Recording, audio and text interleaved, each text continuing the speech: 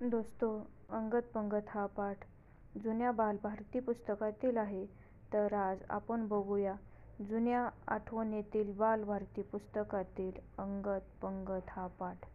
चंपाने आणली कांदा भाकर, गंगूने आणली दही साखर, चटणी लोणचे कुंदाचे, भात पिठले शंकरचे, वरण तूप पांडूचे, केळी आंबे सुभाषचे, झाडाखाली पंगत बसली, अंगत पंगत छान जमली.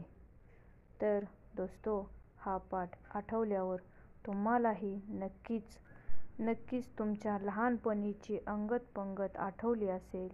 तर जर हा पाठ आवडला असेल तर कमेंट करून नक्की सांगा आणि चॅनलला पण नक्की सबस्क्राईब करा. धन्यवाद.